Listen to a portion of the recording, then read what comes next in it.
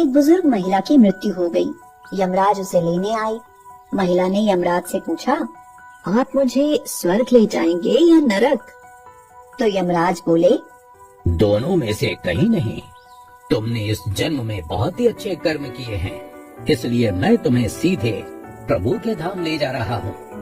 बुजुर्ग महिला खुश हो गई और बोली, धन्यवाद, पर मेरी आपसे एक विनती है। मैंने यहाँ धरती पर सबसे स्वर्ग नरक के बारे में बहुत सुना है। मैं एक बार इन दोनों जगहों को देखना चाहती हूँ। तुम्हारे कर्म अच्छे हैं, इसलिए मैं तुम्हारी ये इच्छा पूरी करता हूँ। चलो, हम स्वर्ग और नरक के रास्ते से होते हुए प्रभु के धाम चलेंगे। दोनों चल पड़े। सबसे पहले नरक आया। नरक में बुजुर्ग महिला ने जोर जोर से लोगों के रोने की आवाज सुनी। नरक में सभी लोग दुबले पतले और बीमार दिखाई दे रहे थे। बुजुर्ग महिला ने एक आदमी से पूछा, यहाँ आप सब लोगों की ऐसी हालत क्यों है?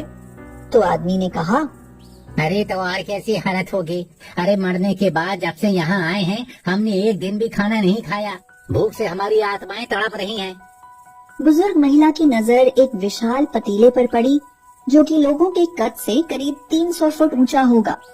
उस पतीले के ऊपर एक विशाल चम्मच लटका हुआ था। उस पतीले में से बहुत ही शानदार खुशबू आ रही थी। बुजुर्ग महिला ने उस आदमी से पूछा, इस पतीले में क्या है?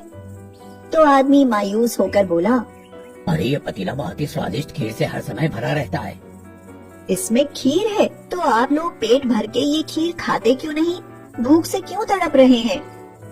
आदमी रो रो कर बोलने लगा, कैसे खाए? ये पतीला 300 फीट ऊंचा है। हम में से कोई भी उस पतीले तक नहीं पहुंच पाता।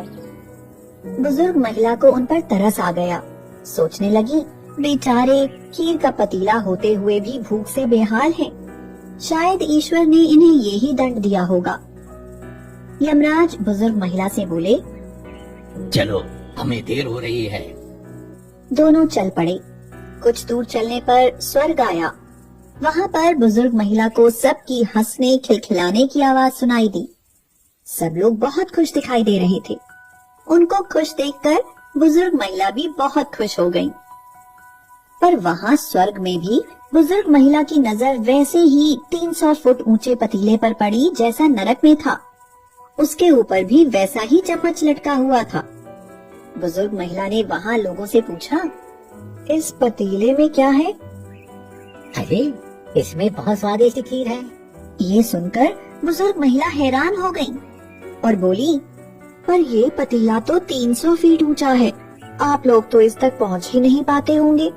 उस हिसाब से तो आप लोगों को खाना मिलता ही नहीं होगा। आप लोग भूख से बेहाल होंगे। पर मुझे तो आप सब इतने खुश लग रहे हो, ऐसे कैसे? तो लोग बोले, हम तो सभी लोग इस पतीले में से पेट भर के खीर खाते हैं। पर कैसे?